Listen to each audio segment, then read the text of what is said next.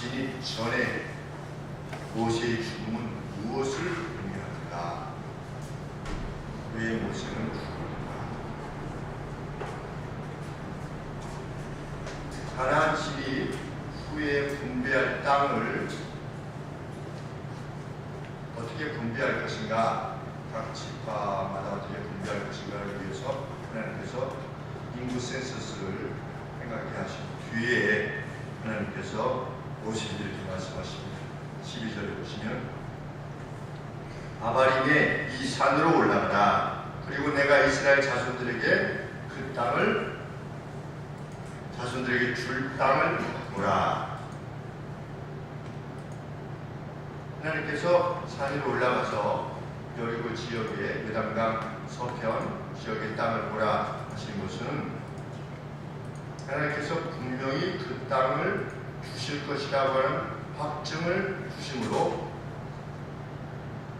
40년간 이스라엘 백성들을 이끌고 왔던 모세의 헌신을 하나님께서 기뻐하신다는 것을 보여주시기 위해서 하나님께서 그의 수고와 헌신을 이루어하시기 위해서 그 산 위에 올라가서 보게 하시기 틀림없습니다. 뭐라고 말씀하셨습니까? 내가 이스라엘 자손들에게 줄 땅을 보라. 너의 믿음 그대로 내가 너에게 약속한 바 그대로 내가 이 땅을 그들에게 줄 것이다. 그동안 수고 많이 했다. 그러면서 2절 말씀에 본 후에 그랬는데 네가 볼 때 when 그랬습니다. 네가 그것을 볼 때에 내 형 아론에 돌아간 것 같이 너도 조상들에게 돌아갈 것이다. 죽음에 이를 것이다. 라고 말씀하십니다.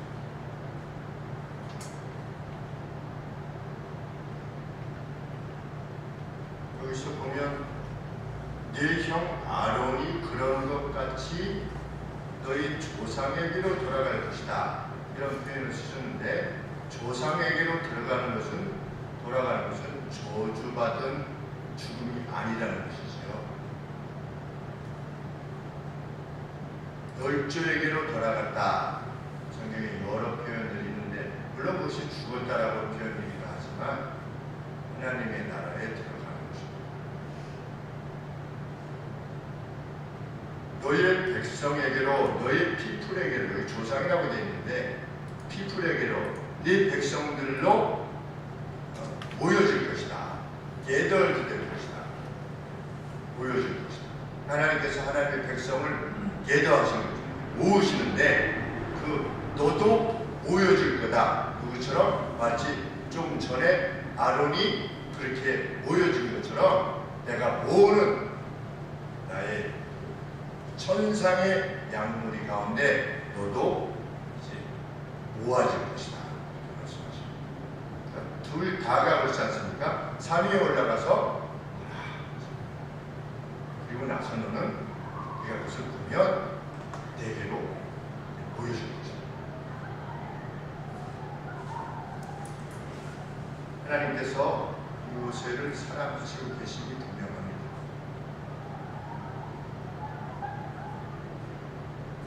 그런데 하나님께서 모세가 가나안 땅을 들어가지 못하고 하나님께로 가는 것에 대해서 깊은 아쉬움을 지니게 될 것을 아셨습니다. 그래서 보여주신 거죠. 모세는 들어가지 못할 것이다 그랬는데 하나님 앞에 간청했지요. 들어갈 수 있게 해달라고 이전에 간청했습니다.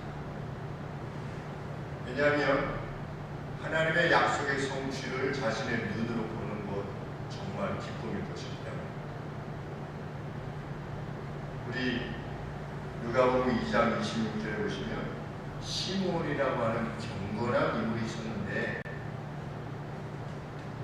하나님으로부터 계시를 받았습니다. 어떤 계시를 받았냐면 그리스도를 보기 전에는 죽지 아니할 것이다 라고 하는 계시를 받았는데 그러던 가운데 이제 태어나신 예수님을 품에 안게 돼요. 그래서 그걸 예수님을 품에 안은 채로 하나님을 찬미했어요. 자신으로 하여금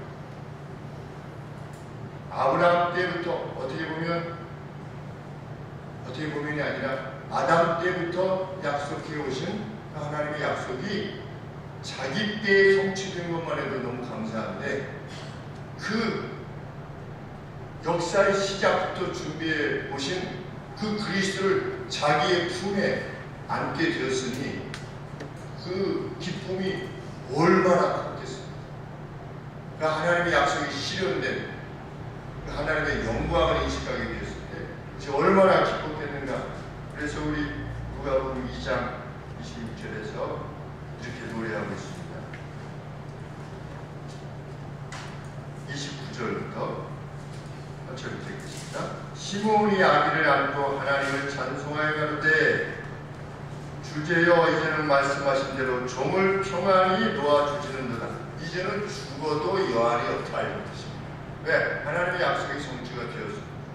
내 눈이 주의 구원을 보았사오니 이는 만민 앞에 예비하신 것이요 이방을 비추는 빛이요 주의 백성 이스라엘의 영광이니이다. 아 참으로 말하지 무엇인가.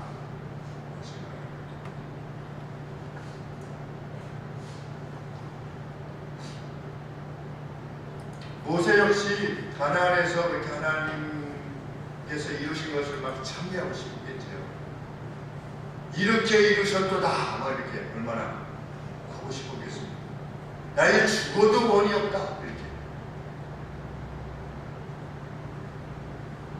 왜냐하면 실로 그것이 자신이 바로의 공주의 아들이라고 하는 그 칭함을 거절하고 애굽의 모든 보화를 귀한 것으로 여기지 아니하고 하나님의 백성과 함께 보람받기를 즐겨했던 그 80년 생애에 80년 동안 40살부터 120살 때까지의 그 긴 세월이 무엇을 위한 것이었느냐?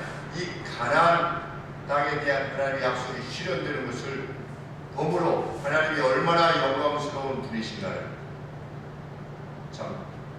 참미하고자 그가 80년의 생애를 40살 이후에 보내게 된 것인데 그것이 실현되기를 그리고 자기가 그렇게 할 수 있기를 하나님 앞에 구한 것입니다.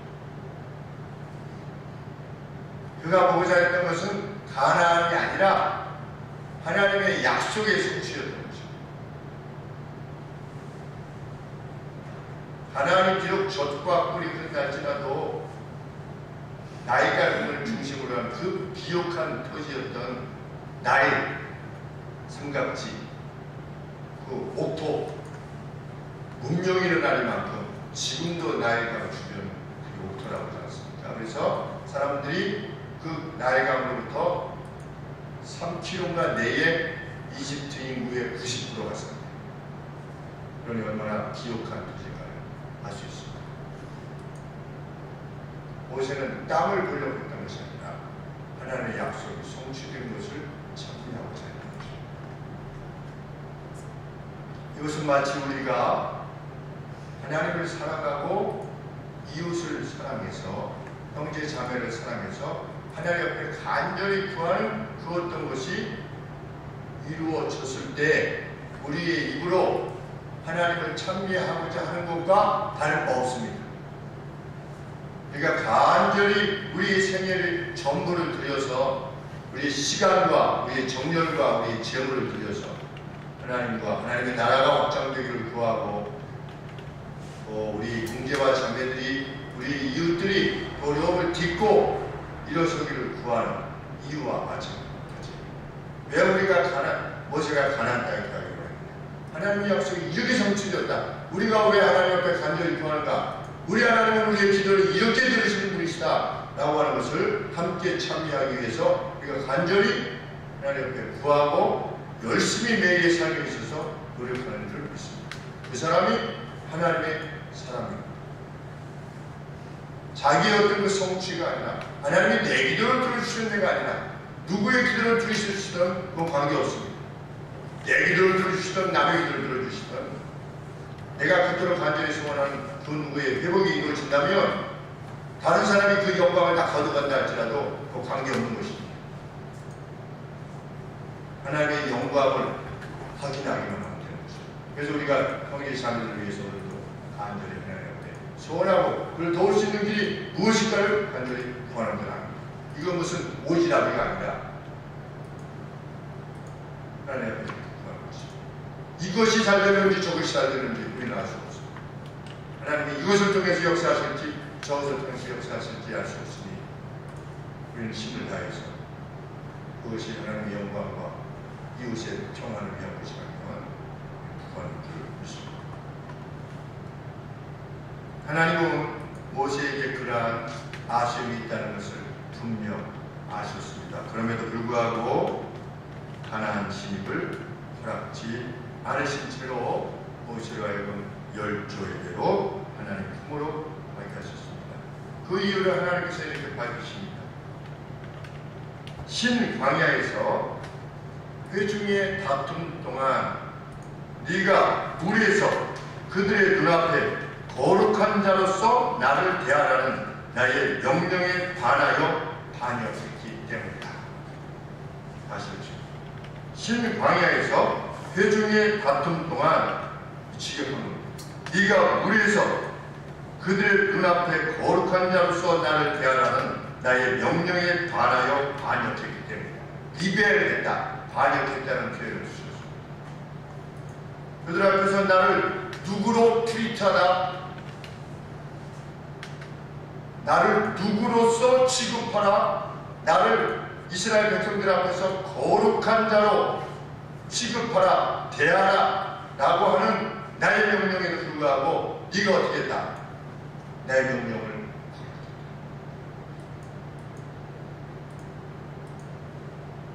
모세가 거역한 것은 하나님께서 바위를 가리켜라 그랬는데 쳤다라고 하는 방법론적인 차원의 반역의 내용이 있는 것이 아니라 모세의 행위가 하나님의 거룩을 드러내지 못했다는 겁니다.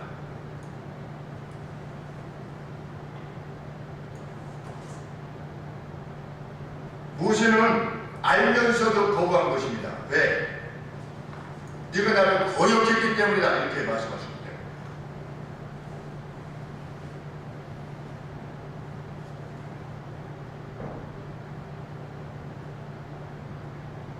여기에도 표현하고 있지 않습니까? 내 명을 거역했다, 리벨했다.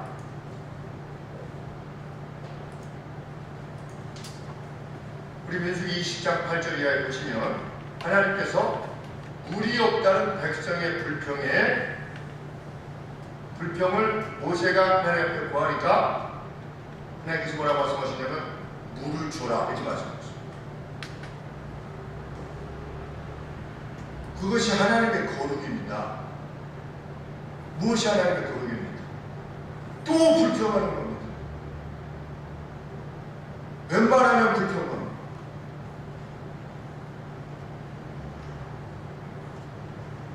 하나님 앞에 막 불평하니까 하나님께서 모세에게 네가 물을 주라.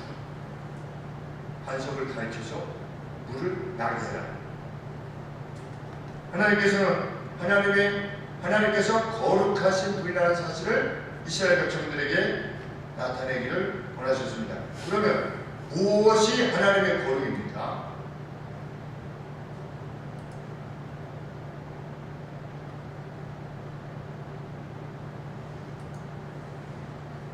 내 거룩을 백성들 앞에 드러내지 않았다고 그러는데 그러면 무엇이 하나님의 거룩입니까? 모세가 어떻게 했으면 하나님의 거룩을 드러낸 겁니까? 반석을 가리켜서 물을 냈으면 하나님의 거룩을 드러낸 겁니다. 그러면 백성들은 물이 없다니 이게 뭐냐 이렇게 하고 있는데 하나님이 물을 주셨어요. 그러면 백성들이 하나님은 거룩하신 분이구나 라고 알게 될 것이었다는 겁니다. 그러면 무엇이 하나님의 거룩이냐는 거죠. 백성들은 어떻게 하나님의 거룩을 인식하는 것입니까? 하나님은 물이 없어 불평하는 우리에게 어떻게 하신 분이시다?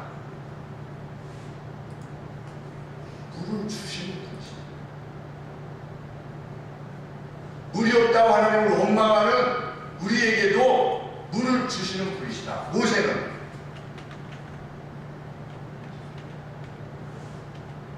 이런 놈들에게는 이때 순간 모세가 하나님의 거룩을 잊은 겁니다. 순간 너희 같은 놈들에게는 물을 주고 싶지 않다는 겁니다. 그런데 백성들은 모세를 통해서 하나님을 인식하게 된 것입니다. 모세가 어떻게 하느냐에 따라서 하나님이 어떻게 하셨구나를 알게 되는 겁니다. 그런데 하나님이 이렇게 명령하셨습니다. 물을 가리켜서 물을 주라. 근데 모세는 무엇이라고 말했습니까? 우리 20장 8절 말씀에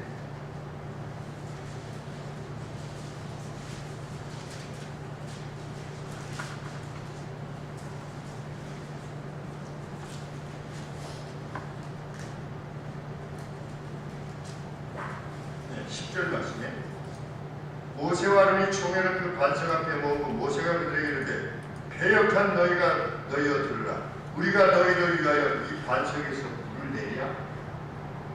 내가 너희 같은 녀석들을 위해서 물을 내야만 되겠느냐? 그러면 이스라엘 백성들은 모세를 통해서 아론을 통해서 하나님을 인식하게 되는데 하나님도 지금 우리에게 물을 주시는데 물이 나왔으니까 나오긴 나왔는데 이제 하나님도 그냥 자신들에 대해서 무한 자비하시기만 하신 하나님이 아닐 수 있구나 라고 이렇게 인식하는 겁니다. 하나님께서 이전에 그러실 때가 있으셨지요. 우리는 이전에는 애굽에서 막 고기 먹고 막 이랬었는데 이게 뭐냐 그러니까 하나님께서 그때 화가 나시지 않았었습니까? 그런데 이때는 하나님께서 물을 거저 주시기를 원하셨어요. 하나님이 그때는 이스라엘 백성들에게 이렇게 진노하셨는데 이때는 그냥 물을 주시기를 원하셨는지 성경에 구체적으로 나와 있지 않으니까 우리가 알 수는 없어요. 그런데 하나님 물을 주시기를 기꺼워하시는 자비하신 하나님이심을 드러내야 되는데 모세는 안 합니다. 오히려 이전에 그랬을 때는 모세가 너로 하여금 민족을 일으키겠다 그랬더니 모세가 아니옵나이다 그러지 않았습니까? 근데 모세가 이번에는 참 순간 지도자의 책임이 얼마나 무거운 말을 왜냐하면 백성들은 지도자를 통해서 하나님을 인식하게 되기 때문에 특별히 모세의 경우가 있었습니다. 하나님의 거룩은 무엇이냐? 무엇으로 구성되어 있느냐? 하나님의 무한한 자비. 불평해도 물을 또 주시는 거의 막판에 예전에 또 다른 하나는 무엇입니까? 반석에서 물이 나오게 하십니다. 그 신약에 보면 그 반석이 누구라고 చెప్ప습니까? 그리스도.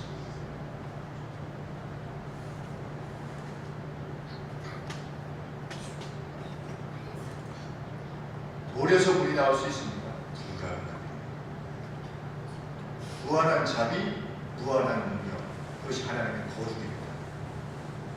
하나님이 거룩하시다라고 하는 의미, 그 어떤 정의는 여기서의 분명한 정의는 하나님은 무한자비하시다. 그리고 하나님의 능력이 무한하시다. 라고 하는 하나님의 거룩을 네가 백성들 앞에 드러내지 못했다. 우리는 어떻게 하나님의 거룩을 드러냅니까? 우리의 삶을 통해서 사람들은 우리를 통해서 하나님의 거룩을 인식하게 됩니다. 우리 하나님 믿는 사람을 통해서 하나님의 거룩을 인식하게 됩니다. 무엇입니까? 무한한 자비입니다. 우리가 무한한 능력, 이건 행할 수 없지 않습니까? 무한한 자비, 하나님의 무한한 자비, 무한한 능력으로 친다면 어떻습니까? 거침이 없이 내주는 것. 저 사람이 이것까지 내줄 수 없는데 내주는 것. 그것이 나올 수 있을 것입니다. 굳이 말한다면, 무한한 능력으로 말한다면, 예수님 믿는 사람을 따라다니면 무한히 내주는 거, 불가한데도 불구하고 내주는 거, 그리고 끊임없이 불평해도 끊임없이 자비하는 것, 그것이 하나님의 거룩입니다. 너희는 너희의 선한 행실을 통해서 세상의 빛이 되고 너희는 세상의 주님.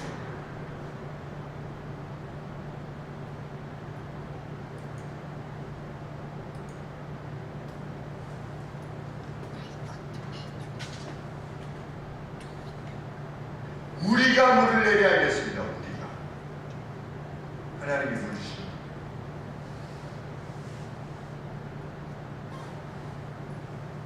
이것을 보아도 우리는 무엇을 할 수 있냐면, 그 하나님의 이름으로 무엇을 행하고 하나님께서 주신 그 어떤 것을 무엇을 행할 때 마치 내가 무엇을 하는 것처럼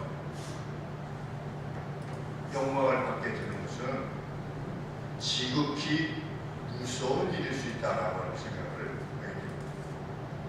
그래서 어디에서 교계에 관련되어져서 무슨 일을 할 때 그것을 꼭 밝혀야 되지요. 이것이 개인적으로 김 목사가 내는 거냐 아니면 교회가 하는 것이냐, 그렇게 하려고 20년간 뺏어왔던 것 같습니다. 이것은 저희 교회에서 하는 겁니다. 이것은 제가 하는 겁니다. 교회 돈을 가지고 부조를 낸다든지 따로 기기성 이렇게 써가지고 낸다든지 이렇게 하면 그거 안 되지 않습니까? 선교여행 가는데 선교지에 가서 무엇을 이렇게 선교지에 전달할 때도 자기가 내는 거 아니지 않습니까? 근데 마치 자기가 어떻게 하느냐 높임을 받는 것 매우 조심스럽게 할 수 없습니다. 하나님의 거룩을 드러낼 수 없는 것입니다. 그래서 가끔 그런 생각을 하게 됩니다. 음식점 같은 데 가면 지난번에 베트남에서 청년 4시 이렇게 서빙을 하는데 목사님들이 모였어요. 근데 뭘 부탁하면 잘 못 알아들어요. 뭐 좀 더 줘요. 우리는 한국 사람인 줄 알고, 저희를 비슷하게 생겨서 한국 사람인 줄 알고, 뭐 이렇게 옥수수 그 케찹에서 이런 거, 옥수수 좀 더 주세요. 그리고 안 와요. 그래서 옥수수 더 달라고 이제 나중에 알고 보니까 제가 느낌이 외국에서 왔구나. 어디서 왔어요? Where are you from? 베트남에서. 온지 얼마나 됐어요? 3개월 됐대요. 참 젊은 청년 4시서 외국에 와가지고 이 수원 옆에서 참 서빙하고 있는 모습이 참 기특하기도 하고 가격에 대해서 5,000원 따르죠. 그래서 나중에 그 청년 중에 한 사람, 우리 테이블을 서빙했던 청년이 줬어요. 주고서 그랬더니 눈빛이 그러더니 여기다 이렇게 넣었어요. 근데 그냥 나오면 뭐가 되는 겁니까? 저 사람 끝나에 내 수고를 알아주는 사람, 그냥 나오면 안 되겠다. 다시 가가지고 우리는 교회 다니는 사람이에요. 교회. 그랬더니 교회는 안 나와요. 교회 이러더라고요. 우리는 교회에 다니는 사람. 여기 있는 사람들은 다 교회 다니는 사람이거든요. 그러냐고 이렇게. 실상은 우리가 일상에서 교회에서의 관계되어진 또 교단에 관계되어진 일들뿐만 아니라 우리가 무슨 어떤 선한 일을 하고 아름다운 일들을 행할 때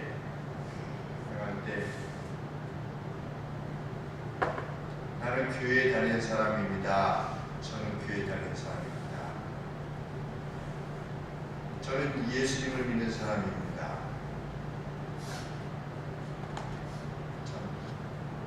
그것을 구하는 것이 그것을 통해서 하나님의 무한 것을 드러내는 이야말로 우리에게 주어진 사명의 것입니다.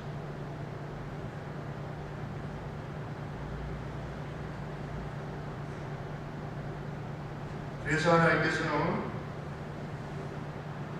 물을 주셨을 뿐만 아니라 물을 주실지요. 물을 주셨습니다. 그뿐만 아니라 두 지도자들을 훈육하심을 통해서 그것을 바로 잡으셔야 합니다. 나는 너희에게 이런 시이다.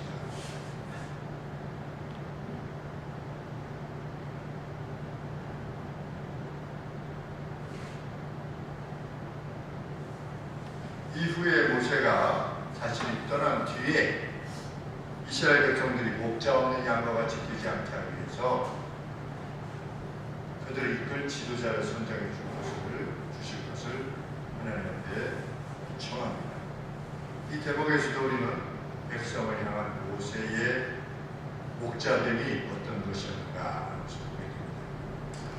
하나님 지도자를 선정하셔서 이 백성들이 목자 없는 양같이 유리하지 않도록 해주시옵소서. 지금 자기 죽겠다는데 죽을 거다 그러는데 이렇게 해주소서. 이 지도자입니다. 교회의 지도자. 아주 보기 드문 지도자입니다. 그런데 분명 있습니다. 교회의 역사가.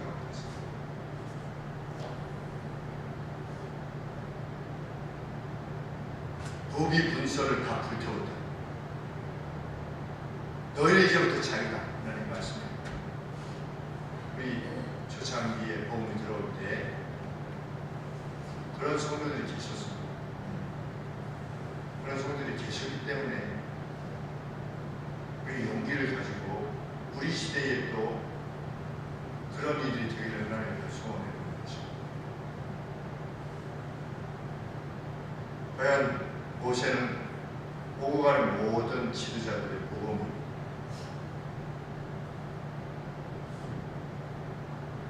이어서 하나님께서는 여호수아를 지정하십니다. 그런데 여호수아에 대해서 뭐라고 표현하고 있냐면 그 안에 성령이 계시는 그런 표현이었습니다.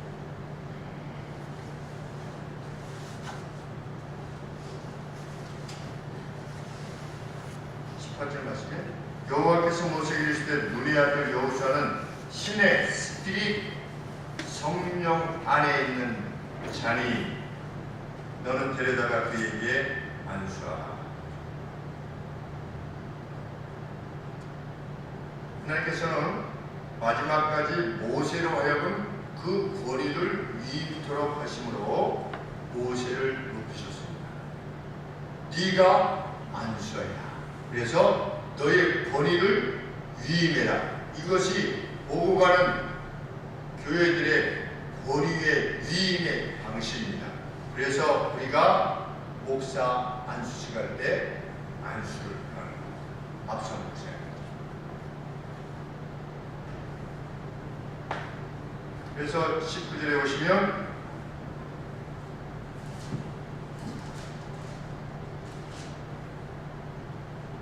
아, 23절에 그에게 안수하여 위임했다. 권위를 위임했다는 겁니다.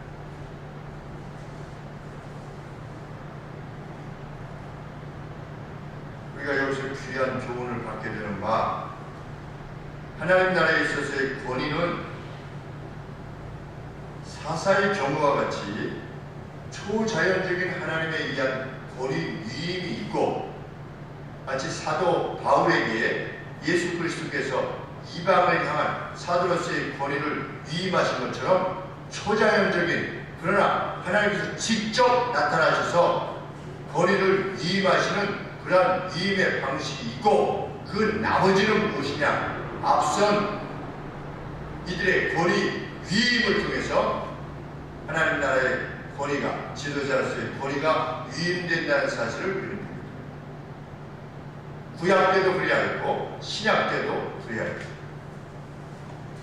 그것은 예수님 이후만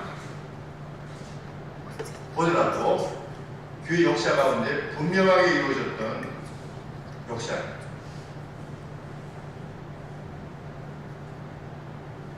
그런데 그 누가 자신의 어떠함을 내세워서 권위를 주장하고 가르치고 성도들을 이끌게 된다면 그것은 고라의 경우와 같이 성경의 가르침입니다.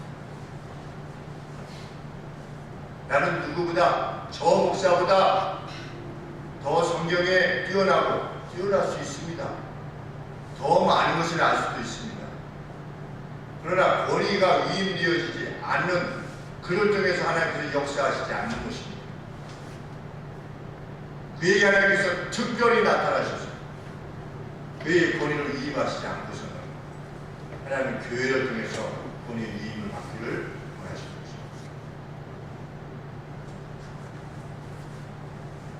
게다가 하나님께서는 20절에 보시면 21절에 모보 그랬습니다. 게다가 그랬습니다. 그걸로 끝나는 것이 아니라 어떻게 하라? 여호수아를 엘리야살 앞에 세우라. 그러면 엘리야살은 누구냐? 21절에 여호와 앞에서 우림의 판결에 의해 그를 위해 물을 제사장, 이게 엘리야살입니다. 권위는 누구에게 위임되어졌느냐? 여호수아에게 위임되어졌는데 그를 위해서 우림의 판결에 의해 제사장 복장 안에 있었다라고 하는 우림과 둠밈이라고 하는 것이 있다고 하는데 어떻게 하는지 모르죠. 근데 그 우림의 판결에 의해 여호수아를 위해서 물을 제사장 여호와 앞에서, 그러니까 어떤 일이 발생했을 때 여호수아가 자기 뜻대로 나가서 행할 수 있는 것이 아니고 무엇을 행할 때 여호와의 뜻이 무엇인가를 엘리야살 앞에 와가지고 반드시 물어야 된다.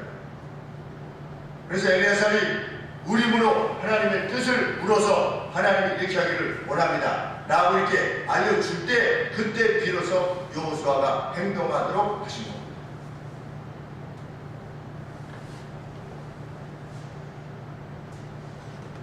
우리는 교회가 민주주의 아니라는 걸 알게 됩니다. 교회가 다수결 그것도 아니고 혹은 지도자 개인의 철학에 의해서 이끌려져서도 안 된다라고 하는 사실을 알게 됩니다. 하나님의 명확한 계시에 의해서 지도자가 회중들을 이끌어야 된다는 사실을 확실히 알게 됩니다.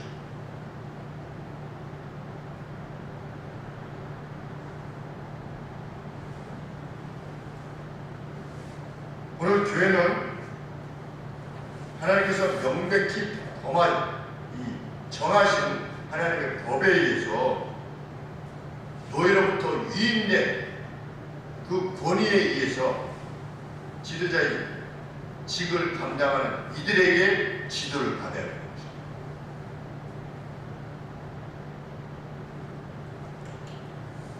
왜 이것이 중요하냐면 자신에게 권위를 위임하는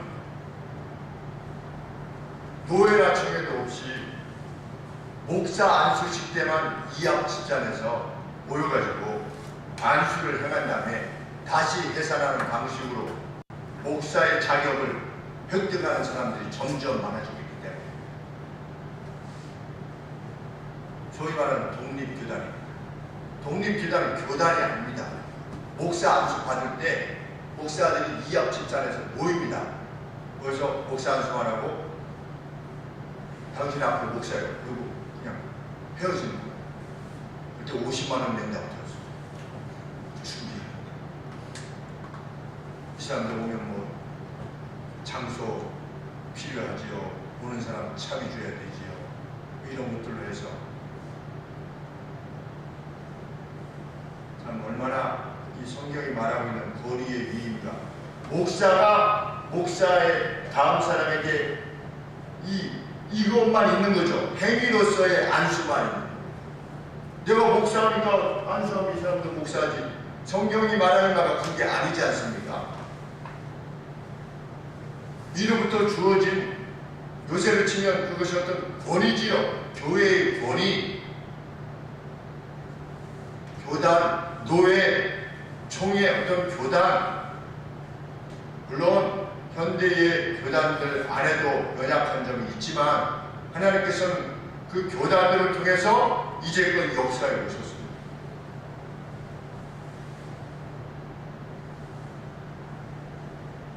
그렇게 목사 자격을 획득한 후에 획득이죠. 획득. 정말 그 자기에게 안수해주는 사람이 자기와 아무런 관계가 없는 사람들인 겁니다. 어떻게 보면 일면식도 없는 사람들을 주는 겁니다. 같은 교단에 있으면 그분들의 지도를 받고 앞으로도 목사 안수 받은 다음에 목사 선서할 때 노예와 어떤 그 총회 지도에 따르며 그것이 어긋났을 때는 칙벌을 받겠느냐 맹세합니다. 그런데 독립교단은 그런 게 없어요. 그러면 나중에 본인이 잘못할 때 누가 지도를 합니까? 없습니다. 그 없기 때문에 독립교회를 추구하는 겁니다. 나는 누구한테 지도를 받고 싶지 않다는 겁니다. 그래서 누가 와서 안수해도 상관이 없는 겁니다. 그러한 의식을 지닌 사람이 목사가 점점 많아지고 있는 겁니다. 마치 우리의 사회가 권위, 질서 이런 것들을 존중치 않는 방향으로 계속해서 흘러가고 있는 것처럼 교회 역시 나는 내 마음대로 하겠다는 겁니다. 내가 이것을 하든 저것을 하든 당신이 신경 끄라는 겁니다.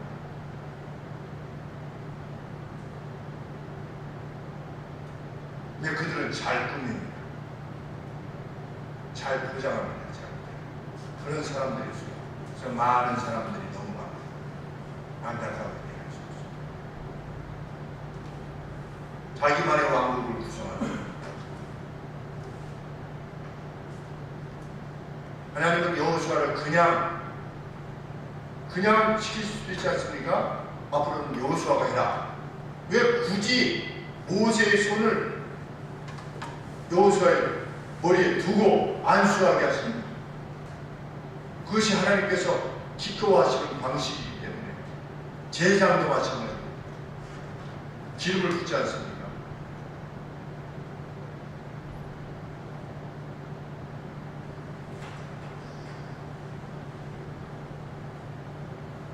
안수의 예언뿐만 아니라 정상적 교단으로부터 목사 안수를 받고 소속되어 있다 할지라도 엘르아살 앞에서 하나님의 뜻을 물어 행하려고 했던 여호수아처럼 행하지 아니하고 정상적인 교단 내에 있는데 교단 내에 있으면서도 하나님의 말씀과 반하여 행하는 자들이 있다는 것입니다.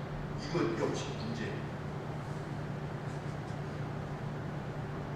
제소견에 오른바다를 행하는 것입니다. 우리 교단에도 있습니다.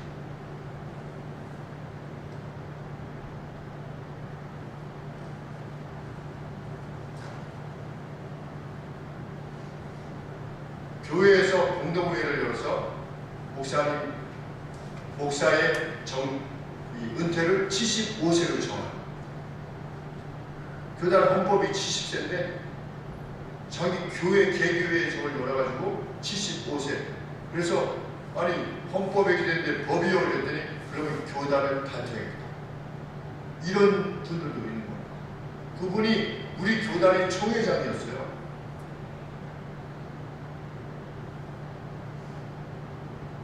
그러면 깨어있는 사람이라면 어떻게 해야 되겠습니까? 그 교회에 자기가 오래 소속되어 할지라도 이것이 합당하지 않소 라고 해야 되는데 못하고 안하고 침묵하는 거예요.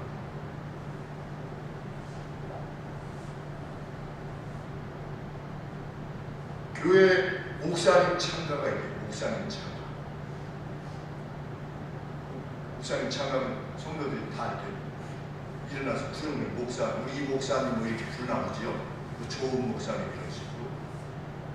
그러니까 정상교단 내에 있어도 이 여호수아조차도 이 엘레아살 앞에서 하나님의 뜻을 물어서 하도록 하나님께서 명하셨는데, 이 명백한 하나님의 법이 있고 하나님께서 세우신 각각의 교단들에 의해서 그것을 법으로 정했으면 그 질서를 지켜야 하기 마땅하지 않겠습니까?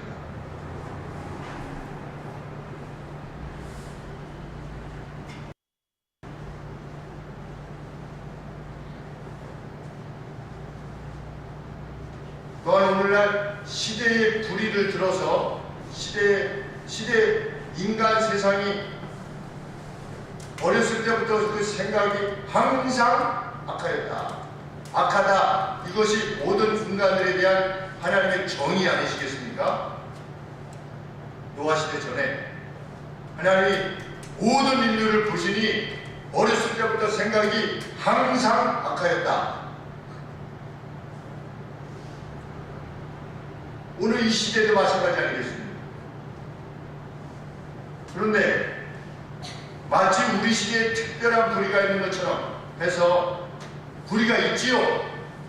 그 불의를 들어서 성도들의 심령에 분노를 유발하는 이런 자들 역시 성령의 명백한 계시와 달리 행하는 자들입니다. 분노가 이를 선은 없다. 성경이 이렇게 말하고 있지 않습니까?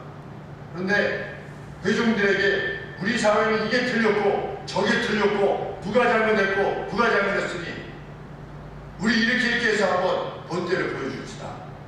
정의를 한번 바로잡읍시다. 예수님이 그렇게 하시지 않았습니다. 이 강단에서 회중들에게.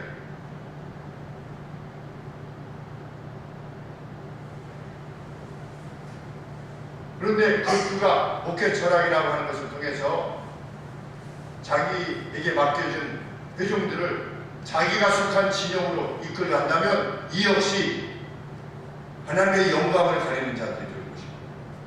저도 그래서 매우 조심스럽게 저 자신을 돌아보려고 애를 쓰는 것입니다.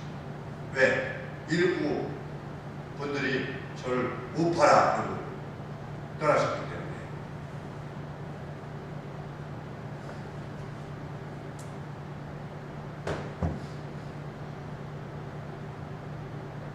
성경은 사회 악에 대한 기독인의 태도는 분노이거나 냉소가 아니라 자기 몫의 희생과 헌신이다. 이렇게 가르칩니다. 그것이 성경의 가르침 아니겠습니까? 시대의 불의를 자기 희생과 헌신으로 세워라. 누구를 냉소적으로 비난하지 말고 누구에 대해서 분노하지 말고 예수님께서 직접 보여주신 거 아니겠습니까?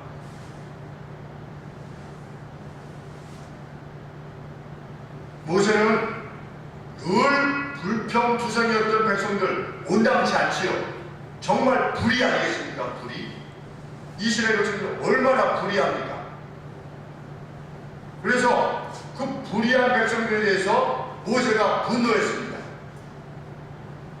정당한 것 같지 않습니까? 모세가 화낸 것이.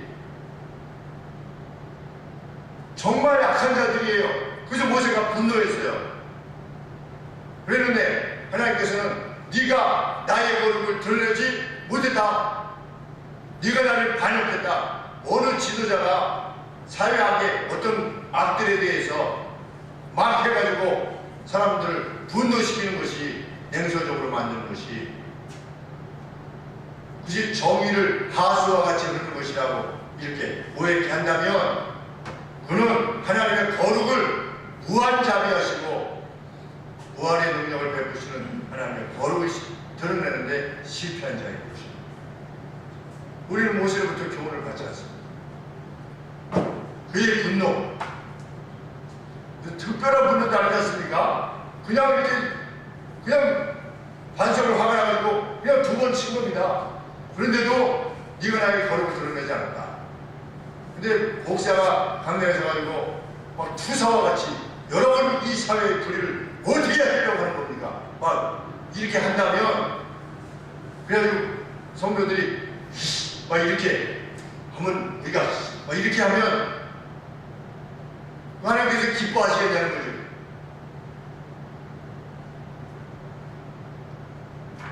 교회는 불만투성의 백성들에게도 물을 주시고자 했던 하나님의 거룩하심처럼 삭개오에게 그러하셨듯이 죄에 오염되어 있으면서도 자기가 오염되어 있다는 사실을 알지 못한 이들을 불쌍히 여기고 그들을 끌어안으심으로 하나님의 거룩을 세상에 드러낸다고 했습니다. 죄인을 끌어안으심으로 세상에 하나님의 거룩을 드러내셨습니다. 그것이 성경이 말하는 하나님의 거룩입니다. 우리는 일생을 그렇게 살기를 다짐하는 것입니다. 우리 입술에 저희 하는 일이 없는, 우리가 마지막에 남는 거는 그거밖에 없을 겁니다. 하나님께서 우리 부르실 때 너 세상에 검찰총장 하다 왔냐? 너 대통령 하다 왔냐? 너 무슨 뭐 하다 왔냐? 네가 이끌었던 회중은 몇만 명이냐? 수가 몇이냐? 이런 걸로 부르시는 것이 아니라 너는 내가 너로 하여금 끌어안도록 했던 그들을 얼마나 끌어안기 위해서 몸부림쳤느냐? 너를 죽이고 날마다 자기를 부정하고 그 끌어오르는, 세상적으로 말하면 자기 안에 아직도 오염되어 남아있는 그 끌어오르는 분노를 잠재우기 위해서 너는 얼마나 너를 스스로를 죽이고자 했느냐. 그것만이 남게 될 것입니다. 우리가 논리를 전개하다가도, 믿지 않는 사람들과 논리를 전개하다가도 상대를 굴복시킬 필요가 없어요. 그래서 우리 믿는 사람들은 상대에게 퇴로를 주는 겁니다. 그리고 자주 손해를 보는 겁니다. 분명히 내가 옳아도 옳음을 말하되 상대를 굴복시킬 필요가 없는 겁니다. 그렇게 하지 않아도 퇴로를 열어주었으면 상대가 압니다. 그러한 끌어안음이 있어야 됩니다.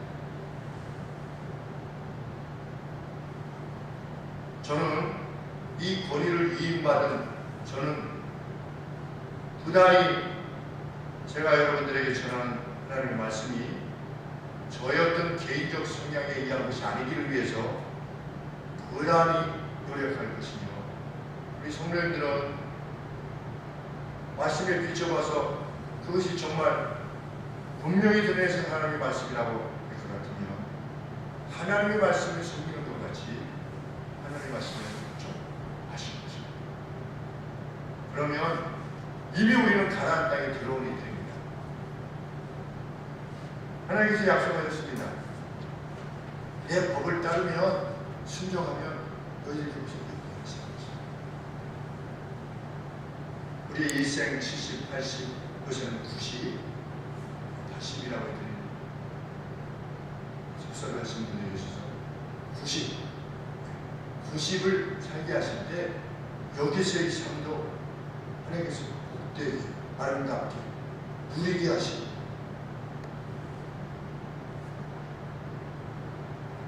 기쁨을 차게 하실 것입니다.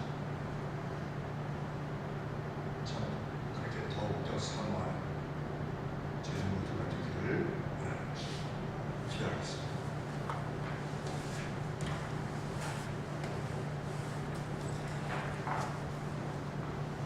진리의 말씀을 우리에게 주셨습니다. 우리의 머릿속으로 하나님의 거룩이 없다는 것에 대해서 전혀 깨우칠 수도 없어요. 그 일면도 찾을 수 없었으나 하나님께서는 율법을 통하여 하나님의 거룩, 자비가 어떤 것인가 우리에게 분명히 드러내셨고, 하나님 그 율법이 지닌 본질적 의미가 무엇인가를 우리 예수 그리스도를 통해서 분명히 우리에게 알려주셨습니다. 하나님 말씀에 근거하여 교회가 행하게 하시고, 교회 속한 모든 양무리들이 목자 되신 주님의 뜻을 따르는 저희 모두가 되게 하여 주옵소서. 하나님 허락하신 가나안 땅에 그 영광스러움을 공히 함께 누리는 저희들 모두가 되게 하옵소서. 예수 그리스도의 이름으로 기도합니다.